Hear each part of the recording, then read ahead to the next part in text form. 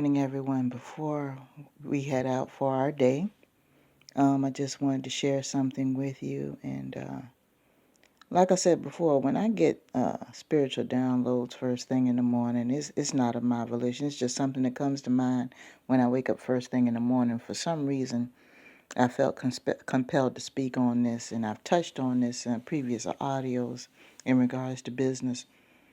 When you are conducting business with someone that you're not familiar with, it's good to have some kind of documentation.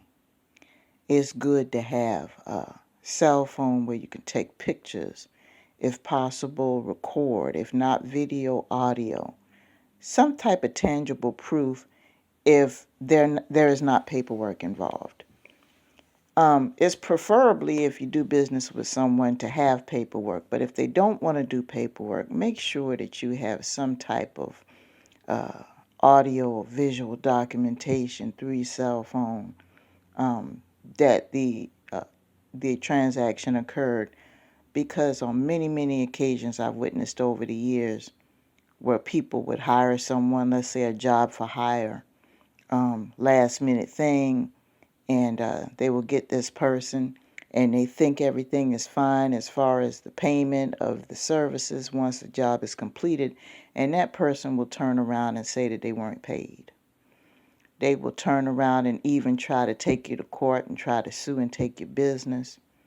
However, those court claims do get dismissed if they're able to even get a lawyer. In a lot of cases, they can't even get a lawyer to take the case because of lack of evidence.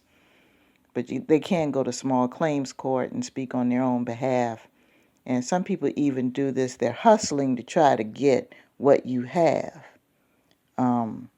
So it's good for you to go ahead and document, even if it's a personal situation. Let's say that you have a relative that needs to stay with you for a while and you're not really familiar with them, but out of the kindness of your heart, you figure you will help them out. If you don't know them that well and you don't know their history, and I'm not talking about third-hand information, if you have not had any personal relationship with this person and they're coming to live with you, it's good to have something written up. I don't care if it's on a crayon on a piece of tissue paper. Something written up as to, what they're going to contribute, what the time frame is. If they don't have a job or school, to go ahead and set that up. Give them time frames, set milestones for them. Okay, you're here in January, but by the end of February, you should be either with a temp agency or working a job. Or if they're in school, by the end of the month, you should have your paperwork done so you can go to school. Just something that's written down. And if that person refuses to write it down, no problem. Don't even argue with them about it, because first of all, that's a red flag. If their intentions are good, they'll go ahead and they'll sign whatever paper you draw up. Because if they don't have a place to stay and you're their only option, you do whatever it is you have to do to stay where you need to stay. So, if they give you a little flack, that's a red flag that things aren't going to work out well anyway. But if you choose to proceed anyway because they're a relative or whatever the case may be, and they don't want to do any paperwork, pull out your cell phone. Anytime you have a conversation, if you can't video it, put it somewhere on audio, just like I'm talking into my cell phone now. Put it somewhere on audio and set it somewhere where it will be close enough to the conversation so I can hear what's going on. Now, I know a lot of cases this may or may not be admissible in court. Okay, it may not be admissible in court, but you can present this evidence to the lawyer. You can present it, and it can be considered.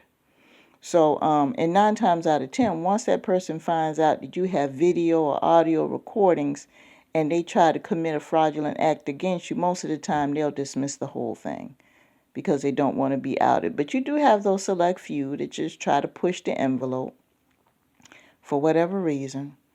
And you just got to be careful with these people. You got to be very careful, because there are a lot of people that are just doing anything they can to get something for nothing out here. So even if it's a situation where somebody you haven't, that you're not familiar with, that was referred to somebody else, it could be just a simple street hustle or something like that where you're involving money, where there's an exchange of money. If you're not sure, record it. record it. And if that person tries to come back at you sideways, you got something to work with, because it's all about evidence nowadays. But yeah, I just said that to kind of let somebody know that they need to be careful. We all get in pinches sometimes, and sometimes we have to reach outside of our circle to get help.